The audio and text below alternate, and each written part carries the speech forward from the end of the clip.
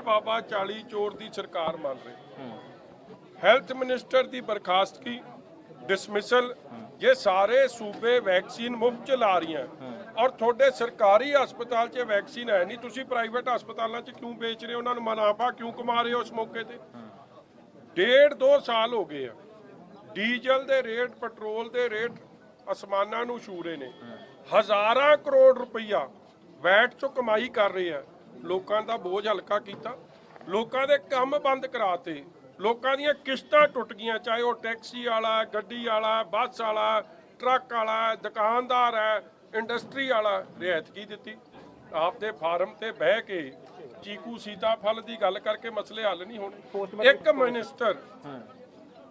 Post matric scholarship का scam किने कढ़िया? Chief secretary level के अफसर ने, कृपा शंकर सरोज जी ने, जिन्होंने पैसे नहीं देने सी, पहला आप ही वजीर लिखता कि इन्होंने पैसे नहीं देने, जब उन्होंने यदि जेब गर्म करती तो उन्होंने पैसे रिलीज करते। 2-3 लाख SC बच्चों के वजीफा खा गई है सरकार, 4-4.5 साल हो गए कोई वजीफा नहीं दिता। इस तरह माइनिंग का माफिया, 200-300 बंदा मर गया जाली शराब नाल, चीफ सैकटरी तक कैबिनेट मीटिंग च रौला पै गया, उहदे बारे कोई एक्शन नहीं। हर जगह जेड़े करप्शन करते हैं, अली बाबा 40 चोर नाल रल के, कैप्टन नाल रल के खा रहे हैं, वो सब ठीक है। मैं पूछना चाहना दिल्ली जाके तो तुसीं एक दूजे की शिकायतां ला के आए हो, MLA कह के आया कि कैप्टन चोर है, कैप्टन कह के आया कि MLA वजीर चोर है, तो रह की गया? बर्खास्त क्यों नहीं हो रहे? और अज जिस तरीके का साडे नाल लोकां दी गल करन गए, वैक्सीन की गल करन गए, SC स्कॉलरशिप की गल करन गए, लोकां दे मुद्दे लैके गए हैं, तो सानू इस तरह पानी दिया बचाड़ा मार के या डांगा मार के किसी ने हट जाना? साडा इन्हां दी बी टीम वाला आप वाला काम नहीं। मैं हैरान हो गया, 4 MLA कल इकट्ठे होकर CM हाउस चंडीगढ़ चले गए, कैप्टन नूं तां घर छड्डे नूं 2.5 साल हो गए, कि लोगों को बेवकूफ़ बना रहे हो तुसीं? और 2.5-20 बंदे इकट्ठे होकर उत्थे धरना दे रहे, कहते असीं बड़ी लड़ाई लड़ रहे। सब बच्चे नूं पता, थोड़ा MLA रोपड़ वाला 2.5-3 साल उत्थे लाया, कांग्रेस च वापस आ गया, थोड़े 3 MLA पहला वो मानसाइया साहब वो जाके आया, किड्डे घुल मिले है। ये पहली बारी होया संविधान दी धज्जियां इत्थे उड़ाईयां गईयां। कांग्रेस दे आप दे MLA कांग्रेस च जाते हैं, जिमें विआह हुंदा ना, जिहड़ी तां निभ गया वो तो उत्थे सैट हो गया, नहीं निभया तो वापस मुड़े, मजाक बनाया पिया। और जो रवनीत बिट्टू ने बड़े अफसोस नाल कहना पैंदा कि बेअंत सिंह बुच्चड़ दा मुंडे पोतरा हुई रंग विखा गया। पहला तो नौकरी लै गया, घर घर नौकरी देनी सी लोगों को, गरीबों को आप लै गए डिप्टी की नौकरी, इहदा भरा उदों एडे मौका प्रस्त लोग। अज मैं उहदी शब्दावली सुन के हैरान हाँ। कहते जी आनंदपुर साहब की पवित्र सीट, चमकौर साहब की पवित्र सीट कहना बहुजन समाज पार्टी नूं देती है, ते कि दलित फिर अपवित्र कह रहा है बिट्टू? दलित भरावां नूं साडिआं नूं माड़े कह रहा, जिन्हां नूं गुरु गोबिंद सिंह जी महाराज ने रंगरेटे गुरु के बेटे छाती ना ला के एडा वड्डा मान दिता, उन्हां नूं इस तरीके नाल जो मानसिकता दिख रही है, और ये मानसिकता पहली बारी नहीं, ये को तुसीं गीत सुनिया, तू नहीं बोलदी तेरे च सोनिया गांधी या कप्तान बोलदा, क्योंकि उन्होंने भी श्री हरमंदर साहब जिथे सर्ब सांझी वालता दी सरबत दे भले दी अरदास हुंदी सी, उत्थे टैंका तोपां नाल अटैक कराया सी। अज उही मानसिकता बिट्टू च वेखण नूं मिल रही है। जे सोनिया गांधी इहदी शब्दावली नाल नहीं सहमत तो फिर इनू करो डिसमिस, इत्ते कराओ परचा दर्ज, इहदी लो MP तो लो रेजिग्नेशन, ते जे नहीं लिया तो स्पष्ट हो जू कि ये उन्हां दे इशारे ते बोलदा, 10 जनपद वालियां दे इशारे ते कैप्टन ते आप इहदे पल्ले की है। मजीठिया जी बिट्टू जी ने क्लैरिफिकेशन दिंदे उन्होंने ने कहा कि पंथक पार्टी होने के नाते चमकौर साहिब ते आनंदपुर साहिब तो खुद ही श्रोमणी अकाली दल नूं लड़ना चाहिए। पहली गल जे पंथ की गल उन्होंने समझ है ना, तो पंथ ने साहिबे कमाल गुरु गोबिंद सिंह जी महाराज ने जिन्हें खालसा पंथ साजिया,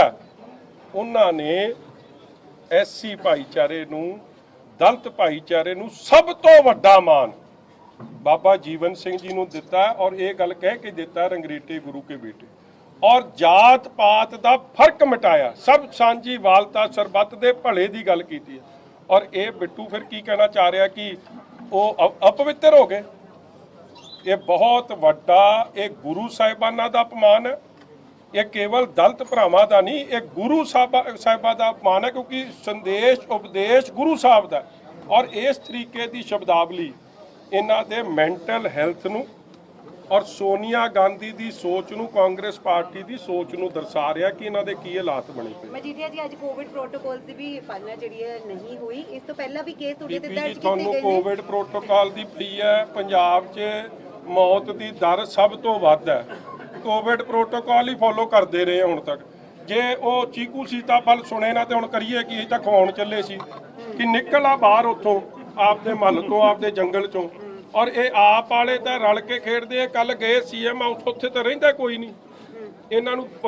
ਕਮਲਿਆਂ ਨੂੰ ਪਤਾ ਨਹੀਂ ਕਿ ਉੱਥੇ ਰਹਿ ਰਿਹਾ ਕਿ ਨਹੀਂ ਰਹਿ ਰਿਹਾ ਇਹ ਡਰਾਮਾ ਕਰਨ ਵਾਲੇ ਡਰਾਮਾ ਕਰਨ ਸਾਡਾ ਲੋਕਾਂ ਦੀ ਲੜਾਈ ਹੈ ਕਾਰਵਾਈ ਹੋਣੀ ਚਾਹੀਦੀ ਜਿਨ੍ਹਾਂ ਨੇ ਵੈਕਸੀਨਾਂ ਤੇ ਮੁਨਾਫਾ ਕਮਾਇਆ ਜਿਨ੍ਹਾਂ ਨੇ ਪੀਪੀ ਕਿੱਟਾਂ ਤੇ ਮੁਨਾਫਾ ਕਮਾਇਆ ਅੱਜ ਇੱਥੇ ਪੰਜਾਬ 'ਚ ਆਫੀਸ਼ੀਅਲ ਫਿਗਰ 16000 ਮੌਤਾਂ ਦਾ ਅਸਲ 'ਚ ਇਹ ਅਸਲ ਫਿਗਰ ਇੱਥੇ ਲੱਖ ਦੇ ਨੇੜੇ ਤੇੜੇ ਆ ਅੰਡਰ ਰਿਪੋਰਟਿੰਗ ਕੀਤੀ ਆ ਕੋਰੋਨਾ ਟੈਸਟਿੰਗ 'ਚ ਘਪਲੇ ਹੋਏ ਆ ਪੋਜ਼ਿਟਿਵ ਤੋਂ ਨੈਗੇਟਿਵ ਨੈਗੇਟਿਵ ਤੋਂ ਪੋਜ਼ਿਟਿਵ ਵੈਂਟੀਲੇਟਰ ਦੇ ਘਪਲੇ ਲੋਕਾਂ ਨੂੰ ਇਲਾਜ ਨਹੀਂ ਮਿਲਿਆ ਲੋਕਾਂ ਦੀ ਤਾਂ ਚੀਕਾਂ ਨਿਕਲ ਗਈਆਂ ਇਹ ਘਰ ਚੋਂ ਨਹੀਂ ਨਿਕਲਦੇ ਇਹਨਾਂ ਨੂੰ ਕਰੋਨਾ ਦੇ ਪ੍ਰੋਟੋਕਾਲ ਦੀਆਂ ਗੱਲਾਂ ਕਰਨਗੇ ਤੁਸੀਂ ਕੰਮ ਆਪਦਾ ਸਹੀ ਕਰ ਦਿਓ ਲੋਕ ਟਿਕ ਕੇ ਬਹਿ ਜਾਣਗੇ ਮਗਰ ਸਾਡਾ ਇੱਕ ਆਪੋਜੀਸ਼ਨ ਪਾਰਟੀ ਦੀ ਜ਼ਿੰਮੇਵਾਰੀਆਂ ਨੇ ਬਹੁਤ ਸਬਰ ਤੋਂ ਬਾਅਦ ਜਦ ਸਬਰ ਟੁੱਟ ਗਿਆ ਫੇਰ ਨਿਕਲ ਕੇ ਆਏ ਆ ਕਿ ਸ਼ਾਇਦ ਇਹ ਸੁਧਰ ਜਾਣਗੇ ਮਗਰ ਇਹ ਸੁਧਰੇ ਕਿਉਂਕਿ ਰਲ ਕੇ ਕਮਾਈ ਹੋ ਰਹੀ ਹੈ ਇਹ ਸੀਬੀਆਈ ਦੀ ਇਨਕੁਆਇਰੀ ਹੋਵੇ ਜਾਂ ਹਾਈ ਕੋਰਟ ਦੇ ਜੱਜ ਸਾਹਿਬ ਇਨਕੁਆਇਰੀ ਕਰਨ ਪੈਸਾ ਜਾ ਕਿੱਥੇ ਰਿਹਾ ਕਿਹਦੀ ਜੇਬ ਕਰਨ ਹੋ ਰਹੀ ਹੈ ਮਜੀਠੀਆ ਜੀ ਆਖਰੀ ਸਵਾਲ ਰਾਜਕੁਮਾਰ ਵੇਰਕਾ ਕਹਿ ਰਹੇ ਨੇ ਕਿ ਸਾਨੂੰ ਡਰਾਉਣ ਦੀ ਕੋਸ਼ਿਸ਼ ਕਰ ਰਹੇ ਨੇ ਕੈਪਟਨ ਅਮਰਿੰਦਰ ਦੀ ਸਰਕਾਰ ਇਸ ਤਰ੍ਹਾਂ ਨਹੀਂ ਡਰੇਗੀ ਕਿਉਂਕਿ ਬੇਅਦਬੀ ਮਾਮਲੇ ਦੇ ਵਿੱਚ ਤੇ ਗੋਲੀकांड ਮਾਮਲੇ ਦੇ ਵਿੱਚ ਲੋਕ ਆਲਰੇਡੀ ਸ਼੍ਰੋਮਣੀ ਅਕਾਲੀ ਦਲ ਨੂੰ ਦੋਸ਼ੀ ਮੰਨ ਚੁੱਕੇ ਨੇ ਦੇਖੋ ਇਸ ਤਰ੍ਹਾਂ ਹੈ ਡਾਕਟਰ ਵੇਰਕਾ ਤੋਂ ਹੀ ਟੱਪਲੀਆਂ ਮਾਰੀ ਜਾਂਦਾ ਉਹਨੂੰ ਇਹ ਪੁੱਛ ਲਿਓ ਡਾਕਟਰ ਵੇਰਕੇ ਨੂੰ ਕਿ ਉਹ ਬਿੱਟੂ ਦੀ ਗੱਲ ਨਾਲ ਸਹਿਮਤ ਹੈ ਕਿ ਉਹ ਦਲਿਤ ਭਰਾਵਾਂ ਨੂੰ ਦਲਿਤ ਸਮਾਜ ਨੂੰ ਜਿਨ੍ਹਾਂ ਨੂੰ ਗੁਰੂ ਸਾਹਿਬ ਨੇ ਏਡੀਆਂ ਵਡਿਆਈਆਂ ਦਿੱਤੀਆਂ ਉਹਨਾਂ ਨੂੰ ਅਪਵਿੱਤਰ ਮੰਨਦਾ ਹੈ ਔਰ ਫਿਰ ਉਹਦਾ ਚਿਹਰਾ ਸਾਫ਼ ਹੋ ਜੂ ਦੂਜੀ ਗੱਲ ਸਾਨੂੰ ਜੇ ਕਿਸੇ ਤੋਂ ਡਰ ਹੈ ਨਾ ਰੱਬ ਤੋਂ ਔਰ ਰੱਬ ਤੋਂ ਡਰ ਕੇ ਕਹਿੰਨੇ ਕਿ ਜਿਹੜਾ ਵੀ ਇਹਨਾਂ ਮੁੱਦਿਆਂ ਤੇ ਬੇਅਦਬੀ ਮੁੱਦਿਆਂ ਤੇ ਗੋਲੀकांड ਦੇ ਮੁੱਦੇ ਤੇ ਸਿਆਸਤ ਕਰੂਗਾ ਉਹਦਾ ਕੱਖ ਨਹੀਂ ਰਿਹਾ ਅਸੀਂ ਤਾਂ ਨਹੀਂ ਐਸਆਈਟੀ ਬਣਾਈ ਸੀ ਅਸੀਂ ਤਾਂ ਪਹਿਲੀ ਨਾਲ ਵੀ ਕੋਆਪਰੇਟ ਕੀਤਾ ਸੀ ਅੱਜ ਵੀ ਐਸਆਈਟੀ ਕੈਪਟਨ ਨੇ ਬਣਾਈ ਔਰ ਬਾਦਲ ਸਾਹਿਬ ਨੇ ਸਪਸ਼ਟ ਬਿਆਨ ਦਿੱਤਾ ਕਿ I will fully cooperate with all SIT ਮਗਰ ਮੇਰੀ ਐਸਆਈਟੀ ਨੂੰ ਇੱਕ ਬੇਨਤੀ ਆ ਕਿ ਹੈ ਤੁਸੀਂ ਸਰਕਾਰਾਂ ਦੇ ਮਤਹਿਤ ਹੁਣ ਇਹ ਯਾਦਵ ਸਾਹਿਬ ਆਪ ਤਾਂ ਬਣ ਨਹੀਂ ਗਏ ਯਾਦਵ ਸਾਹਿਬ ਨੂੰ ਬਣਾਇਆ ਕਿਹਨੇ ਕੈਪਟਨ ਅਮਰਿੰਦਰ ਸਿੰਘ ਦੀ ਸਰਕਾਰ ਨੇ ਜੇ ਸਿਆਸੀਕਰਨ ਹੀ ਕਰਨਾ ਹੈ ਔਰ ਉਹ ਕੁੰਵਰ ਮੱਖੀ ਪ੍ਰਤਾਪ ਵਾਲੀ ਕਰਾਉਣੀ ਆ ਲੋਕਾਂ ਦੇ ਨਾਲ ਖਿਲਵਾੜ ਕਰਨਾ ਫਿਰ ਤੁਹਾਡੀ ਮਰਜ਼ੀ ਆ ਬਾਦਲ ਸਾਹਿਬ ਦੀ ਤਾਂ ਇੱਕੋ ਬੇਨਤੀ ਹੈ ਕਿ ਸਹੀ ਕੰਮ ਹੋਵੇ ਸਪਸ਼ਟ ਹੋਵੇ ਸੱਚਾਈ ਸਾਹਮਣੇ ਆਵੇ ਰਾਜਨੀਤੀ ਨਹੀਂ ਹੋਵੇ ਇਹ ਜਲਦ ਤੋਂ ਜਲਦ ਇਹ ਮਸਲੇ ਹੱਲ ਹੋਣੇ ਸਾਡੀ ਅੱਜ ਦੀ ਨਹੀਂ ਪਹਿਲਾਂ ਤੋਂ ਮੰਗ ਰਹੀ ਹੈ ਇਸ ਲਈ ਇਹ ਤੁਹਾਨੂੰ ਵੀ ਪਤਾ ਮੈਨੂੰ ਵੀ ਪਤਾ ਇਹ LK ਯਾਦਵ ਸਾਹਿਬ ਦਾ ਇਹ ਸਾਰੀ SIT ਤੁਹਾਨੂੰ ਪਤਾ ਬੀਬੀ ਜੀ ਕਿਹਨੂੰ ਰਿਪੋਰਟ ਕਰ ਰਹੇ ਉਹ ਜਿਹੜੇ BK ਉੱਪਲ ਨੇ ਵਿਜੀਲੈਂਸ ਵਾਲੇ ਤੇ ਭਰਤਿੰਦਰ ਚਹਿਲ ਇਹਦੇ ਵਿਚਾਰੇ ਨੂੰ ਤਾਂ ਇਹ ਸ਼ਾਮ ਨੂੰ ਉਹਨਾਂ ਨੂੰ ਪੁੱਛਦਾ ਸਵੇਰੇ ਕੀ ਕਰਨਾ ਫਿਰ ਜੇ ਇਸ ਤਰ੍ਹਾਂ ਰਾਜਨੀਤੀ ਕਰੋਗੇ ਫਿਰ ਹਾਈ ਕੋਰਟ ਤੋਂ ਉਹ ਖਿਚਾਈ ਹੋਊਗੀ ਇਸ ਲਈ ਅਸੀਂ ਕੀ ਕਹਿਣਾ ਚਾਹੁੰਦੇ ਜਿਹੜਾ ਕੇਂਦਰ ਦਾ ਖੇਤੀ ਕਾਨੂੰਨ ਹੈ ਜੀ ਜਿਹੜਾ ਮੋਦੀ ਜੀ ਨੇ ਤੁਹਾਡੀ ਪੁਰਾਣੀ ਭਾਈਵਾਲ ਪਾਰਟੀ ਸੀਗੀ ਕਿਸਾਨਾਂ ਨਾਲ ਜਿਹੜਾ ਹੈਗਾ ਕਿਸਾਨ ਅੱਜ ਵੀ ਦਿੱਲੀ ਦੇ ਧਰਨੇ ਤੇ ਬੈਠੇ ਹੈਗੇ ਆ ਜੀ ਤੁਹਾਨੂੰ ਸਾਡੀ ਪੁਰਾਣੀ ਭਾਈਵਾਲ ਦਾ ਫਿਕਰ ਨਵੀਂ ਭਾਈਵਾਲ ਦਾ ਵੀ ਫਿਕਰ ਕਰ ਲਓ ਤੁਹਾਡਾ ਮੈਨੂੰ ਲੱਗਦਾ ਕੋਈ ਪਿਆਰ ਦੂਜੇ ਪਾਸੇ ਜਾਪਦਾ ਥੋੜਾ ਮੈਨੂੰ ਹੋ ਜਾਂਦਾ ਨਾ ਕਈ ਵਾਰੀ ਇਸ ਲਈ ਮੇਰਾ ਵੀਰ ਅਸੀਂ BJP ਨੂੰ ਅਸਤੀਫਾ ਦੇ ਕੇ ਅਸਤੀਫਾ ਉਹਨਾਂ ਦੇ ਮੂੰਹ ਤੇ ਮਾਰ ਕੇ